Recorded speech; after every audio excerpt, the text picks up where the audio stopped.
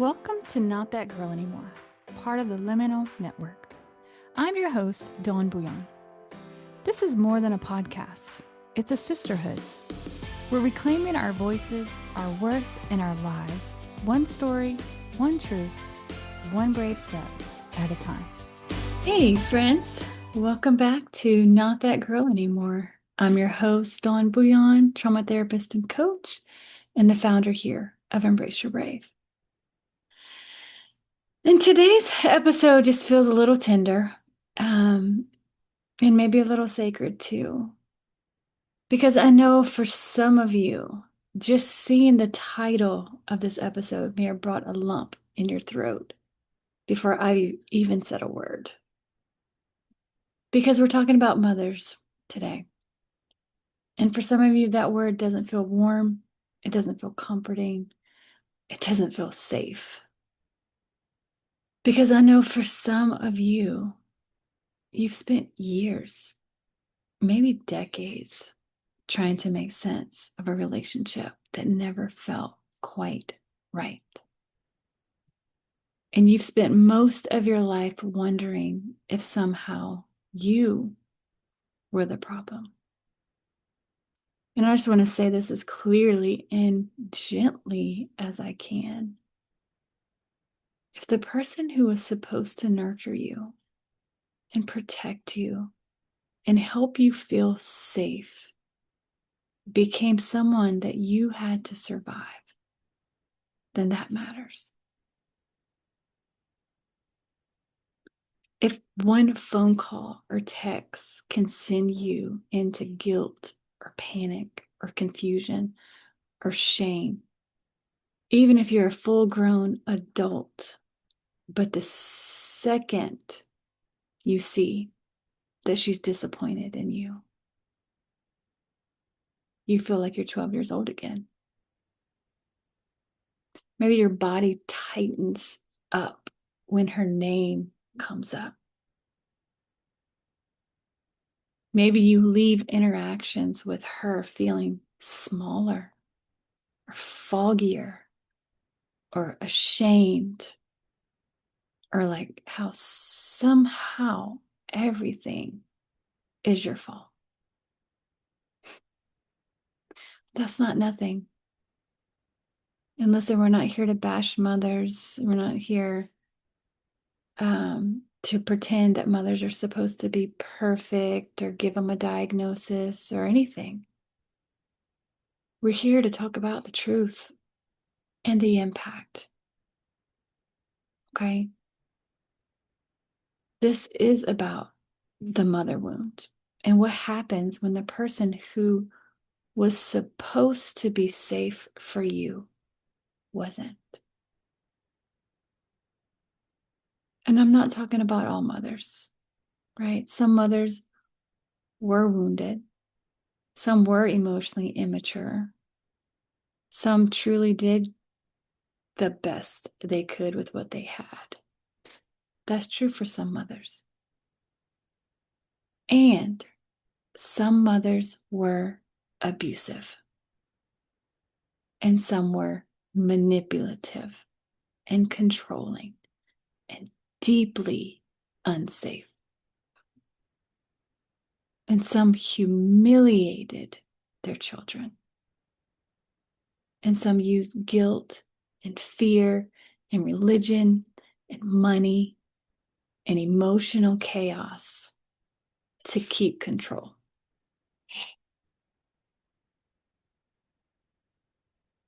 And some mothers protected abusers instead of protecting you.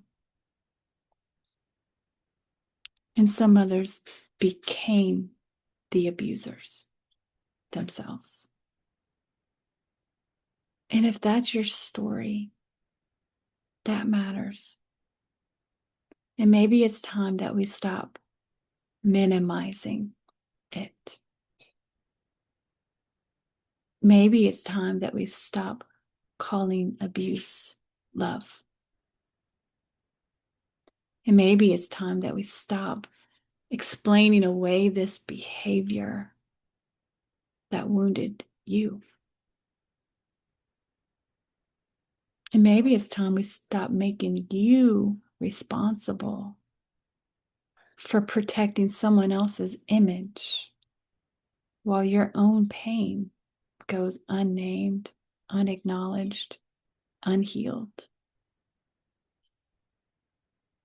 And maybe it's time that we stop asking you to abandon yourself in order to keep the peace. Because healing requires honesty. And for some of you, honesty might sound like finally telling the truth. To say, that hurt me and that shaped me. And I didn't deserve that. And maybe I don't have to carry it alone anymore. And one of the reasons I think that this can be so hard um, to see is because we are wired to need our mothers, right? As children, we don't have the luxury of just stepping back and saying, something's wrong here. No, we need them. We love them. And we long for them to love us back in ways that feel safe and steady and real. So when a mother is manipulative or shaming, controlling, or emotionally unavailable or abusive, a child doesn't just think, oh, this is abuse. This is wrong. They often think there must be something wrong with me. It must be me. Maybe I'm too sensitive. Maybe I'm being selfish. Maybe I'm being dramatic.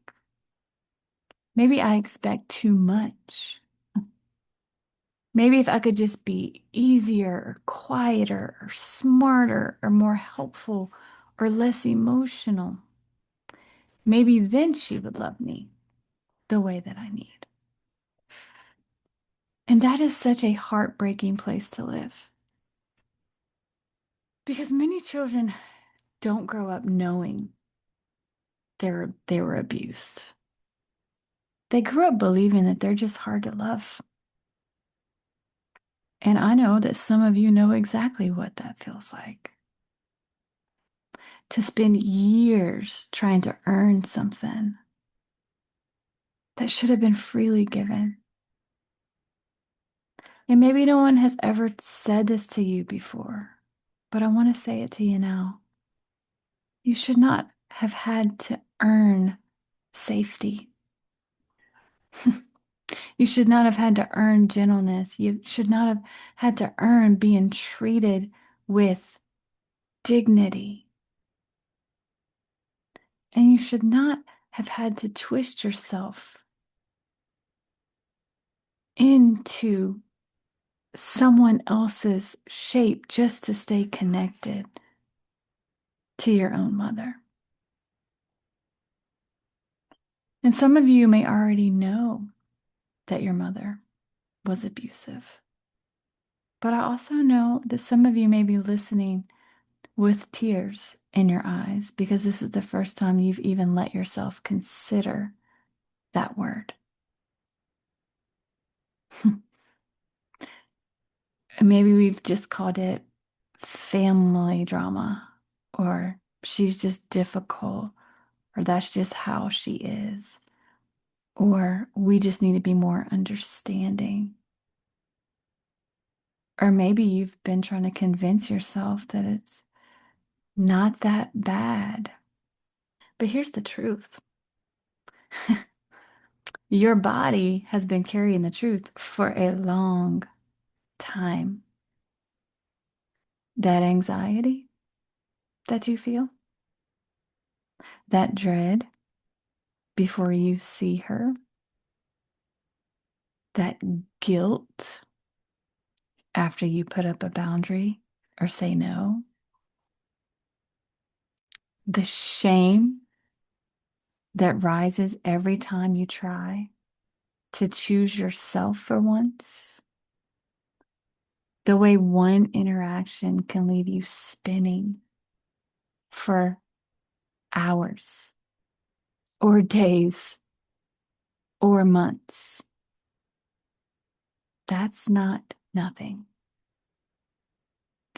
And even right now, if this is stirring something in you, it's okay. You don't need to rush yourself. You don't need to label this today. But I would invite you to get curious about it. Not from a place of blame, but a place of honesty. Because healing starts when we stop asking, am I allowed to feel this way? And we start asking, what is it that my pain is trying to tell me? And this is not just for daughters or women. It's true for boys too, and sons. I work with a lot of women and I see a lot of this with daughters. And so I'm more familiar with that. But the pain is just the same. So if you're listening to this and you're a son or a nephew or a brother or husband, or just someone who grew up with an unsafe mother, then this conversation is for you too. The mother wound is not limited by gender. That ache of not being protected, that grief of not being nurtured, the confusion of loving someone who hurt you. If that's your story, this is for you too. And like I said, we're not here to diagnose anyone, but I do want to talk about the patterns and I want to talk about the impact. And so sometimes that mother wound looks like criticism. Nothing is ever enough.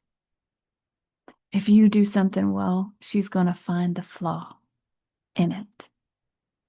If you share something exciting, somehow you're going to walk away feeling smaller. If you make a decision and she questions it to the point that you don't trust yourself anymore. Criticism. And sometimes it looks like control. She wants your time, your choices, your body, your parenting, your relationships, your money, your emotions. She wants control of all of those things. And if you try to pull back, then she'll make you pay for it. And then sometimes it looks like enmeshment. You were never allowed to be your own person. You became the emotional support system. You became the confidant, the counselor, the one carrying the burdens that never belonged to you. And that does something to a child. It teaches them that love means taking care of other people at the expense of themselves. It teaches them that their worth is tied to how useful they are, how productive. It teaches them that having needs is dangerous if those needs inconvenience the person with more power. And sometimes it looks like competition. And I know that's hard for people to even imagine or wrap your brain around because mothers are not supposed to compete with their children, but some do. And they compete for attention or for beauty or importance or for control. And then the child learns that being seen or being successful or attractive or confident or joyful or fully themselves comes with a cost. So they learn to shrink, to downplay themselves, to hide, and to apologize for taking up space. And then sometimes it looks like the spiritual manipulation or the religious control. And you're told, well, you need to obey. God said obey. Or you're told, well, you're supposed to forgive and give people access to you. Or that boundaries are bad or rebellion. Or that your anger is a sin. But her control, right, is just concern. You're told honoring your mother means tolerating whatever she does to you. And let me say this clearly. Hard no. Period. Honoring someone does not mean giving them endless access to harm you. Forgiveness is not the same as trust or access or reconciliation. Compassion is not the same as permission. And being someone's child does not mean you stop belonging to yourself. I know whenever we start talking about mothers, then we want to kind of rush and say, but she did the best she could. And maybe she did. And maybe she didn't. Because some of you had mothers who didn't just make mistakes. Some of you had mothers that were deeply unsafe. And some of you had mothers who protected the abuser. And some of you had mothers who were the abuser. And I know even hearing those words out loud can feel like a punch in the stomach because there's so much pressure to soften it or excuse it or spiritualize it or explain it away. But if your mother consistently manipulated you or shamed you or controlled you or violated your boundaries or humiliated you or used you or harmed you, you are allowed to tell the truth about that. Telling the truth about abuse is not cruelty. Naming harm is not dishonor. And I think some people stay stuck because they're still waiting for permission to call it what it is or what it was. And so if no one has ever told you this, let me be one of the voices that does. If it felt unsafe, if it left you confused and made you feel small, if it taught you to fear your own needs, or trained you to betray yourself to keep other people comfortable, then it matters. And maybe today is the day that we can make it matter to you too and stop minimizing the pain that you've endured. And listen, this wound doesn't just stay in childhood. It follows us. A child growing up with an unsafe mother often becomes hyper aware of everyone else's emotions. They learn to scan the room, to manage the mood, to stay small, to keep the peace, to become who they need in order to stay safe. They might become the helper or the peacemaker or the achiever. or the invisible one, the funny one, the easy one, the emotional caretaker, the one who never asks for anything. And then that child grows up. And suddenly, so many things in adulthood start to make sense, right? The person who apologizes for everything.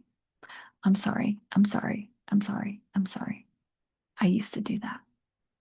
The person who feels responsible for everyone else's emotions. How exhausting. The person who doesn't even know what they want. It's like, hey, what do you want? I have no idea. What do you like? I have no idea. It's just, you don't even know. The person who can't rest, cannot rest, cannot be still, cannot allow themselves to rest without shaming themselves. The person who overfunctions, does everything, holds the whole world together. The person who keeps proving themselves over and over and over. Or the person who feels guilty every time they set a boundary. Yeah, that's conditioned. I tell my clients, okay, here's your homework. Disappoint people every day. We actually celebrate disappointing people because in some ways that means we're not abandoning ourselves.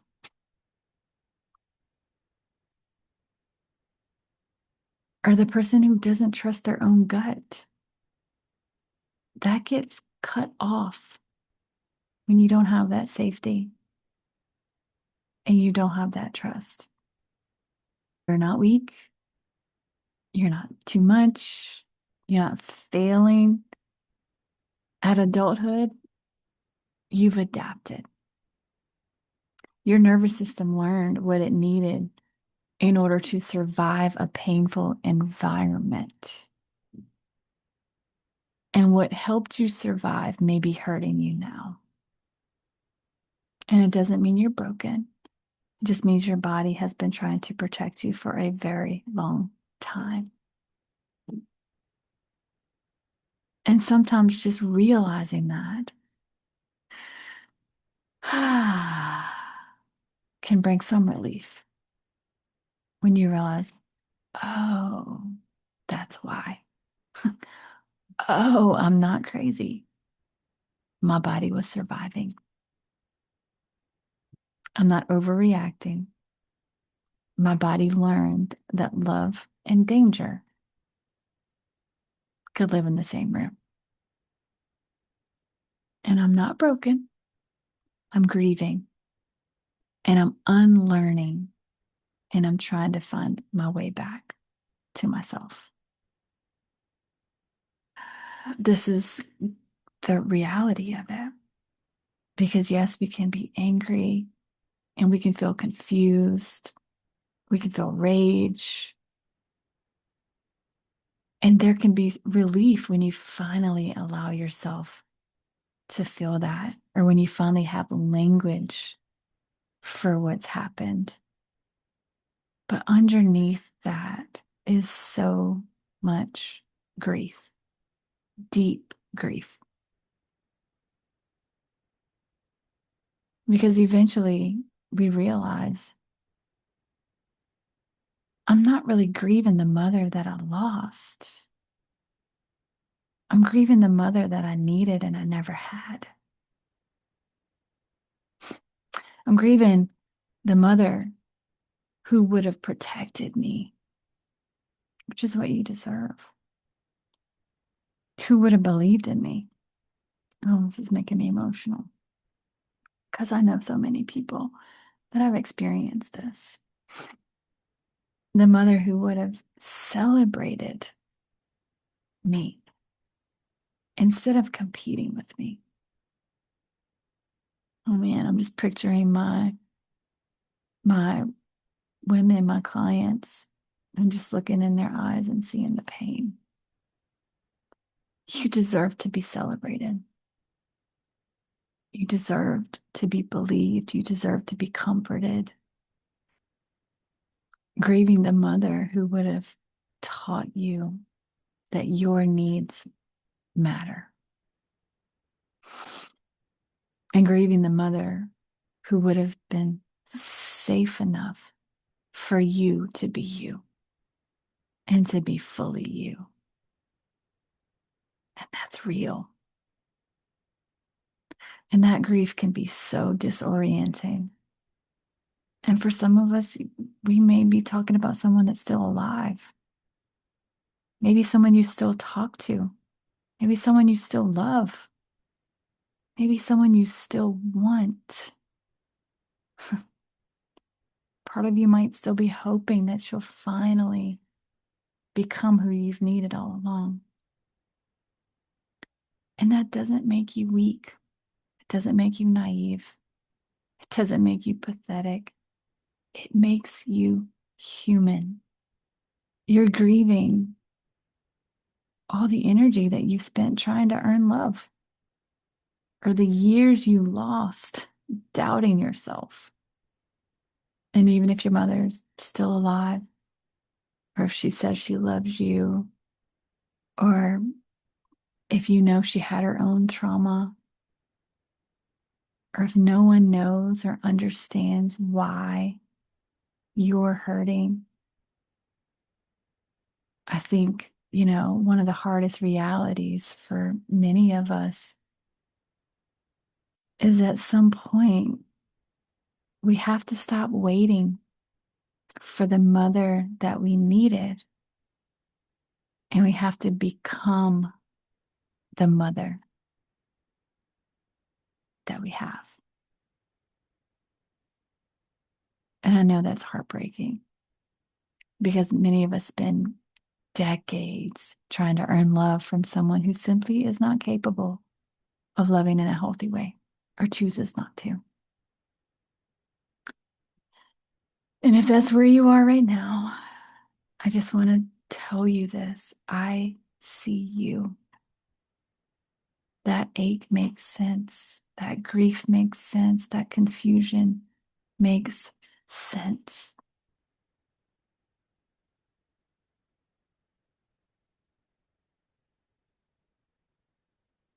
And, and, right? And you are allowed to have boundaries. You are allowed to protect your peace. You're allowed to say no.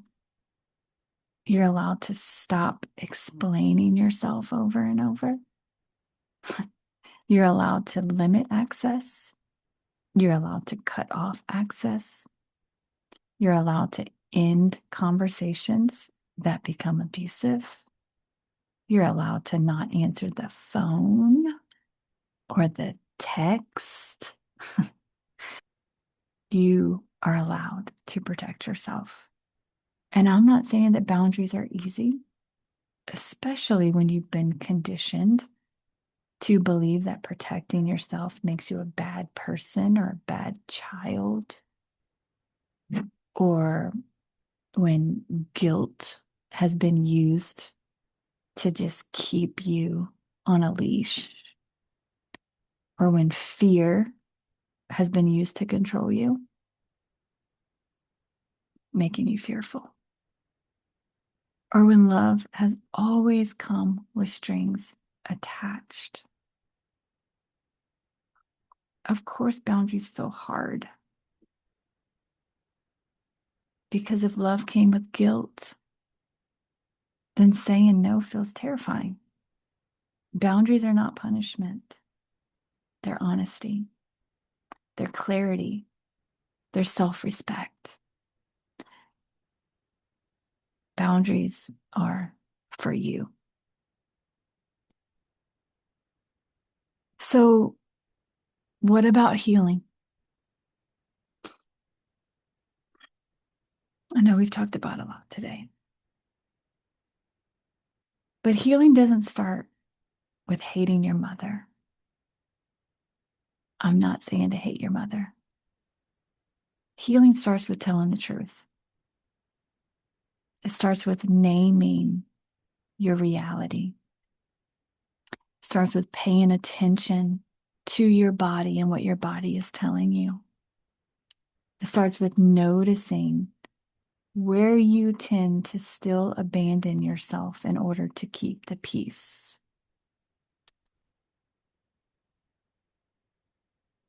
And grieving what you didn't get. Letting yourself be angry without shaming yourself for it. And learning that your needs matter. Your needs are not selfish. And healing often looks like reparenting. Often, what I do with my clients early on is I have them bring in pictures of themselves as a little girl.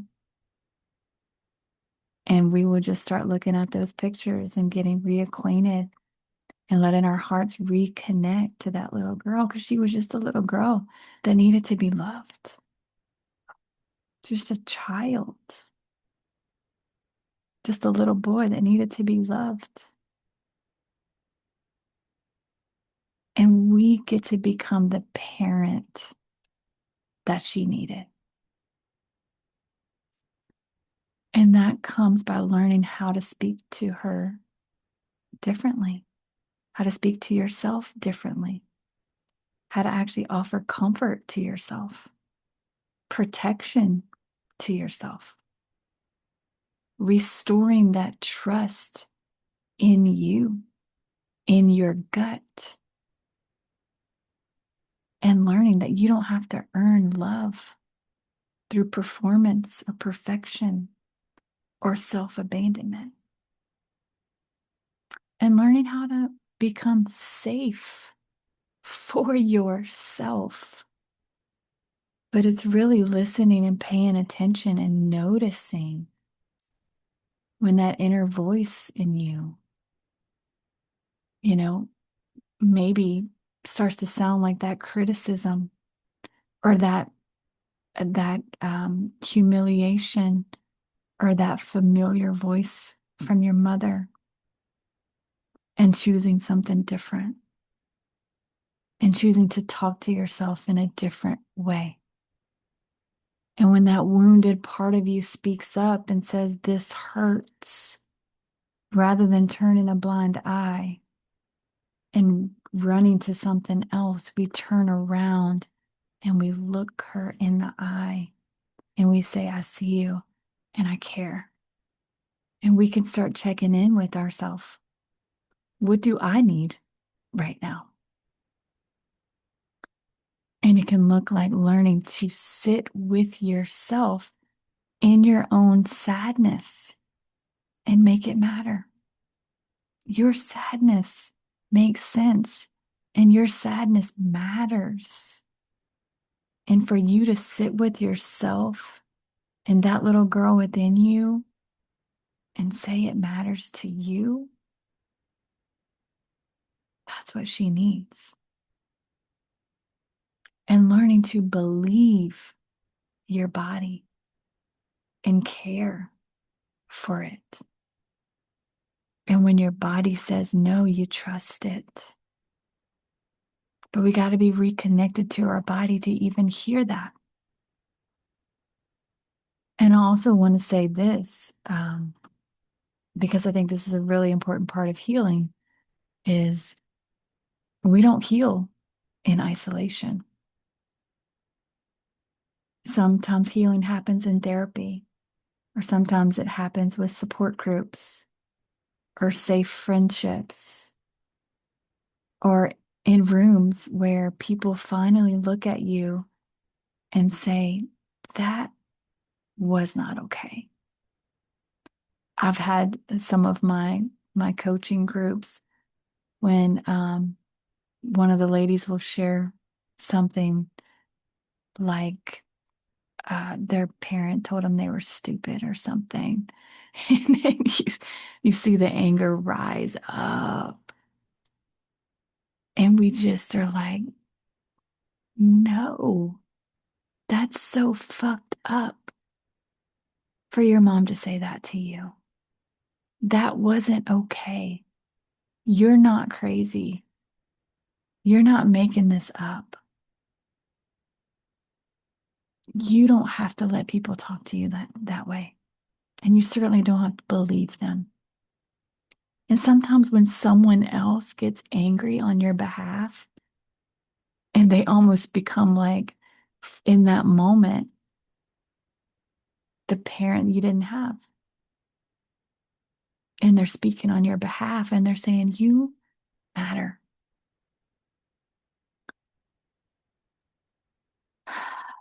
And if you've never had that before, if you've never had someone gently remind you of the truth without shaming you, then that can be a really powerful experience. Because an important part of healing is not just understanding what happened, but it's about having a corrective experience, having a different experience. You know, how we talk about how we're harmed in relationship, but we're also healed in relationship. And so being with safe people matters. And listen, if you've never experienced this before, come to one of my groups. We're doing this the whole time. And your growth matters. Those small steps that you take towards yourself and towards your healing, we're here to celebrate it with you. You're not alone in that either. We truly are better and stronger together. You know, if this episode has just kind of stirred something in you, which I'm sure for many it has, there's nothing wrong with telling the truth about your story or grieving the mother that you needed and didn't have. And it may be the beginning of your healing. Because, like I said, healing isn't about punishing your mother. It's about finally stopping the punishment of yourself. And if you're listening and this is hitting close to home, I just say pay attention to that. You're not wrong. You're not crazy. You're not weak. You're not too sensitive. You're not selfish or needy or disloyal for protecting yourself. And you're not alone. If there's a part of you that's still just angry, I see you. It matters. It's okay. If part of you is just still confused or still hoping or still trying to make sense of what happened, I see you too, boo. And maybe that's where we begin. Not with having the answers or setting the perfect boundaries or knowing exactly what to call it, but simply by telling the truth. So listen, I know this is a tender subject, and I know that a lot of people are going through this right now, and many people are going through it alone. So I just want you to know you're not alone. If you've resonated with this and you need a group, you need a safe place, you need a safe community, come to Reclaiming You. I have the Monday night group in Lafayette, and then I have the Wednesday night group across the world because I don't want anyone going through this alone. And when this kind of pain comes from your mom, it is such a unique, deeply painful experience. And sometimes just being across the room from someone else that understands or gets it or experienced the same thing can significantly remove that aloneness for you. So remember, you matter. Your voice matters. Your story matters. Your pain matters. Your healing matters. Your dreams matter. most importantly, you matter. Your pain matters, your story matters, and you're not that girl anymore. Hey, friend, just a quick note. I am a licensed therapist, but this podcast isn't therapy. It's not meant to diagnose or treat anything. It's here to offer you support, encouragement, and real conversation. If you're struggling, please reach out to a trusted professional. You are not alone, and you are so worthy of healing. Even if your voice shakes, keep using it. Your healing matters. If you're ready to go deeper, you can book a session by clicking the link in the show notes or visiting our website, embraceyourbrave.org, to learn more about our therapy and trauma-informed coaching options. Let's explore how we can walk this journey together. You are not alone. Embrace your brave, sis. You're not that girl anymore.